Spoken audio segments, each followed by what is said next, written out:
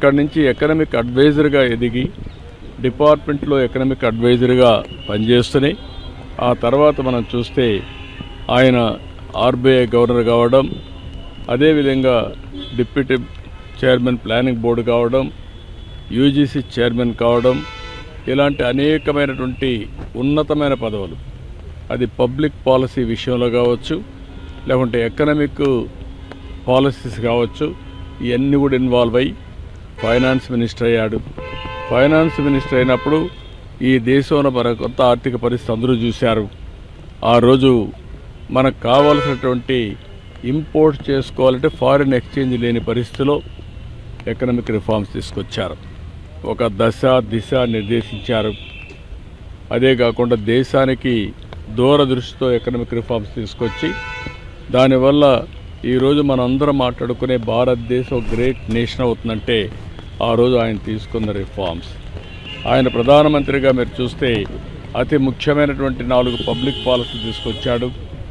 ఒకటి, ఆ రోజు ఆయన చేసింది ఎంప్లాయ్మెంట్ జనరేషన్ కోసం నరేగా తీసుకొచ్చారు.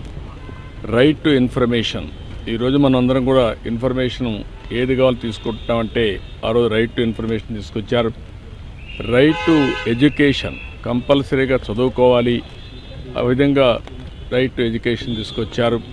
ఈరోజు యుఏఐడి కింద ఆధార్ ఏదైతే అథెంటికేషన్ ఉందో అది ఎక్కడ కూడా ఏమాత్రం కూడా ప్రభుత్వం ఖర్చు పెట్టే డబ్బుల్లో ఫ్రాడ్ లేకుండా చేయగలిగారంటే అది ఒక పెద్ద అసెట్గా చేయగలిగారు.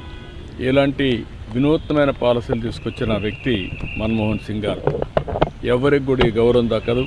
ఒక అకాడమిషియన్, ఒక పాలిటీషియన్, ఒక ఎకానమిస్ట్, ఒక బ్యూరోక్రాట్, ఈ 4 కూడా సమర్థవంతంగా పనిచేసిన వ్యక్తి, రాణించిన వ్యక్తి మన్మోహన్ సింగ్ గారు.